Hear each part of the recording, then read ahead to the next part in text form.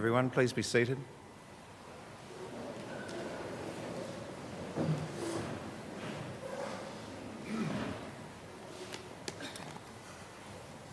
Good morning.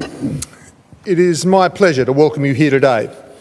In doing so, I wish to acknowledge that the campuses of the University of Sydney are located on the traditional lands of a number of Australia's First Peoples. It is with deep respect for our Indigenous past that I acknowledge the Gadigal, Gundungurra, Darug and Wangal peoples and their custodianship of these lands.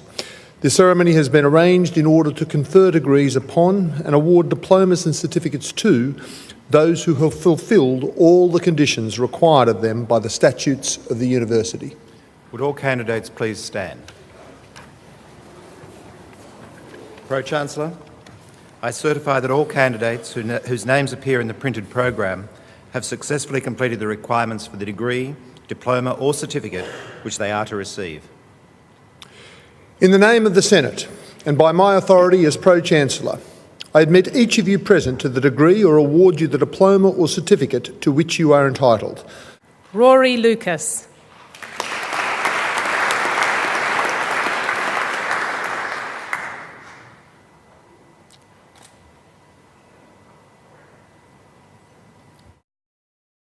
I often note that people who graduated from this university, often they say, I graduated in engineering from Sydney Uni or from law or from engineering, and sometimes you hear people say, oh, I just got an arts degree. Please don't do that.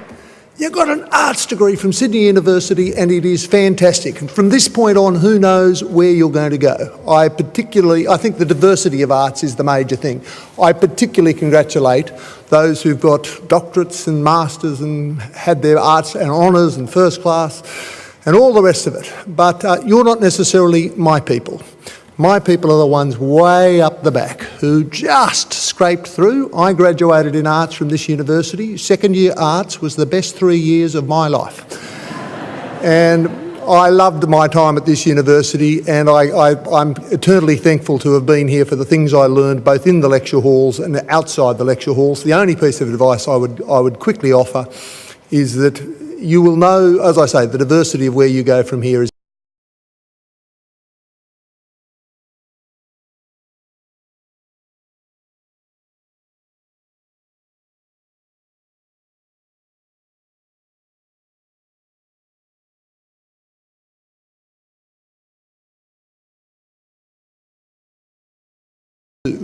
and work out that in 3 hours and 17 minutes you will be at lunch, and at 2:30 you want it to be 5 o'clock so you can go home, and Tuesday you want it to be Friday so you can go home, and August you want it to be December so you can go away, you're in the wrong career.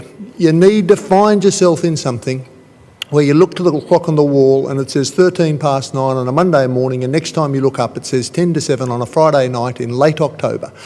And you don't know where the year went, but you resent that the year has gone because you are so much love what you're doing. So for what it's worth, that is my advice. Today is a wonderful day that I hope you will remember for many years, many decades to come, and do Sydney University proud. To honour the occasion, we have a wonderful guest speaker, Professor Barbara Hellwing. She's the Edwin Cuthbertson Hall Chair in Middle Eastern Archaeology. Since graduating from the University of Heidelberg, Barbara has held positions as a researcher in Heidelberg, a lecturer at Bilkent University in Ankara, Turkey, the head of the German Archaeological Institute in Tehran, Iran, and as Professor in Near Eastern Archaeology in Lyon, France. Her field research has taken her to Greece and Turkey, Sri Lanka and Iran, and more recently the Southern Caucasus Republic of Azerbaijan. Barbara's research focuses on early societies in an interdisciplinary and diachronic perspective, looking at human environment as well as human technology interactions and the role of iterations therein. Professor Barbara Hellwing, it's a great pleasure to welcome you, and I invite you to deliver the occasional address.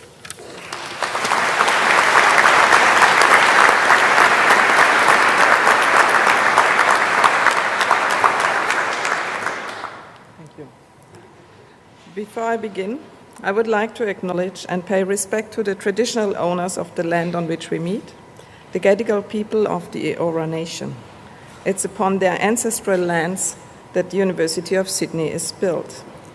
As we share our knowledge, teaching, learning and research practices within this university, may we also pay respect to the knowledge embedded forever within the Aboriginal custodianship of country.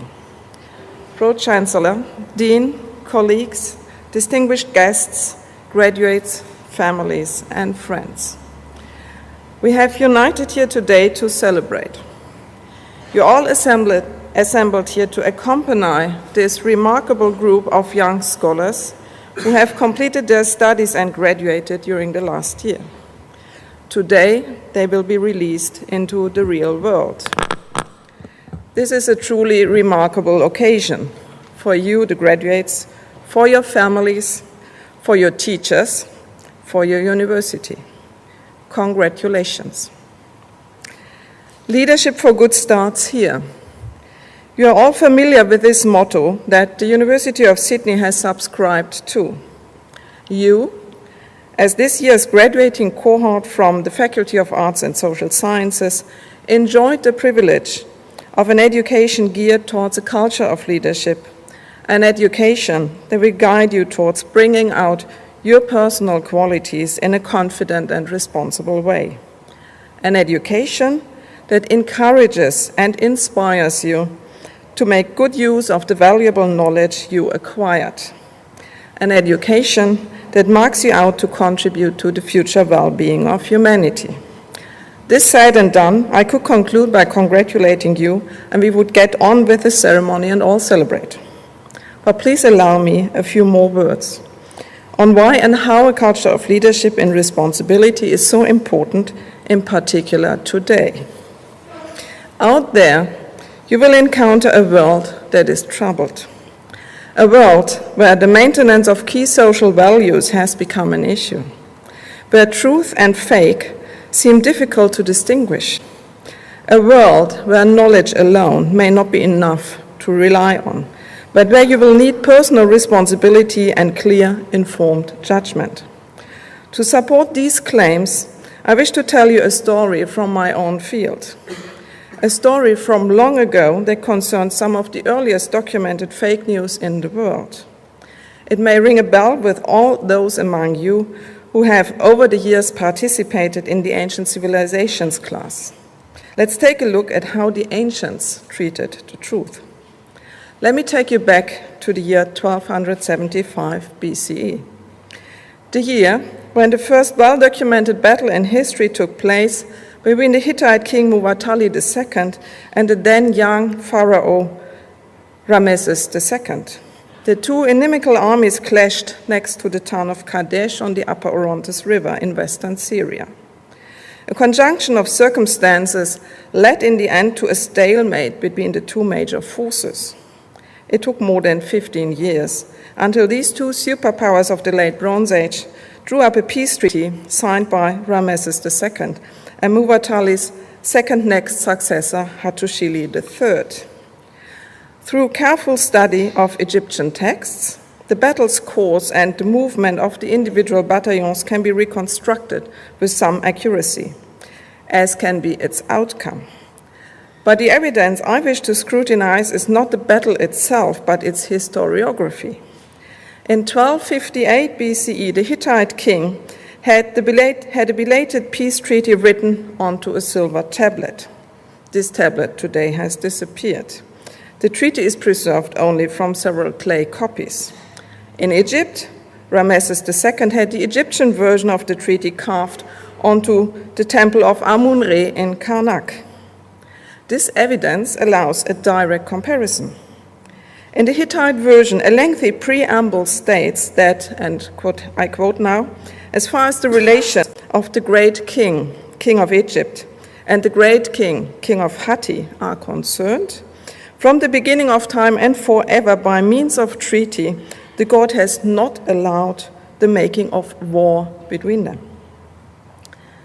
However, the Egyptian version quite bluntly refers to earlier times when there was war between the two countries. At this occasion, clearly, the Egyptian memory reaches deeper into history. Both parties agreed to keep peace in the future and act as allies. But Ramesses II did not hesitate to boast about his proud victory over the Hittites in his inscriptions and wall reliefs in Karnak and Abu Simbel. Some of you may have visited, claiming that he had single-handedly driven out the Hittites from Kadesh and all of Syria. We see Pharaoh smithing death onto the Hittites like a thunderstorm, nobody eventually escaping the massacre. This brusque message is clearly addressed to the own Egyptian people and eventually to the southern neighbors in Nubia. Obviously, it only functions when a previous state of war has been acknowledged, as the Egyptian version of the peace treaty did. But given the newly signed peace treaty, it is no surprise that the Hittite king Hattusili III bitterly complained upon learning of the distorted Egyptian version of history writing. This Egyptian version clearly represents one of the earliest documented and uncovered fake news in history.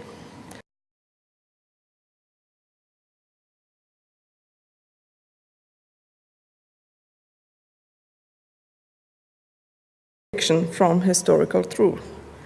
Collaborative effort has exposed Ramesses II's record of the Kadesh battle and his proud victory as fake. In those days, except for those contemporary army generals who traveled, nobody in the Egyptian empire would have been capable of scrutinizing the record. Information traveled slowly through personal accounts and storytelling.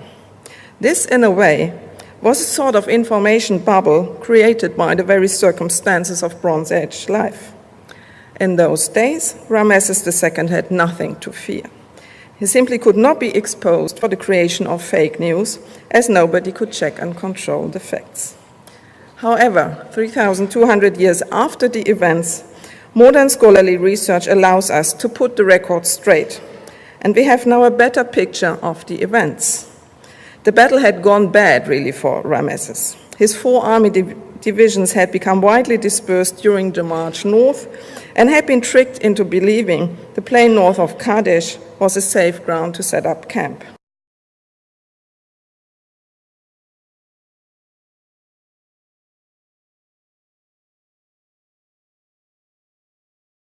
While the result was a stalemate, the roaring victory claimed by the Egyptian pharaoh was clearly fake.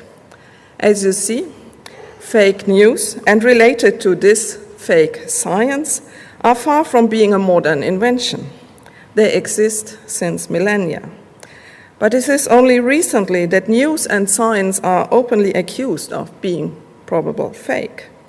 This is a disturbing development as it aims to undermine the very foundation of our learning that academic education stands for. I wish to appeal to your vigilance and careful attention. No matter how captivating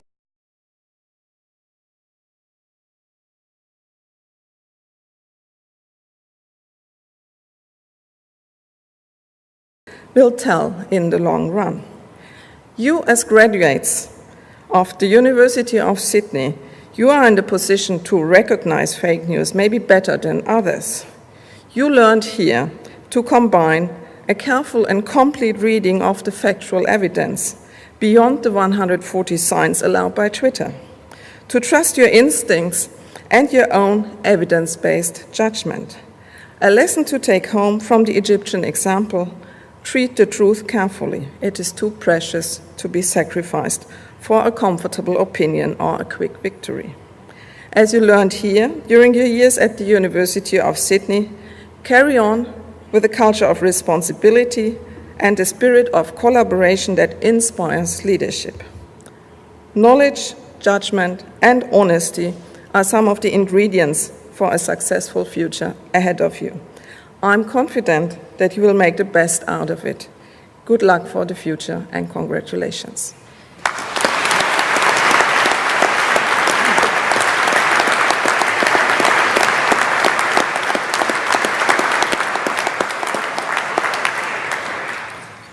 On behalf of the University, I'd like to thank Professor Helwing for an inspirational occasional address. Would you all please rise for the academic procession?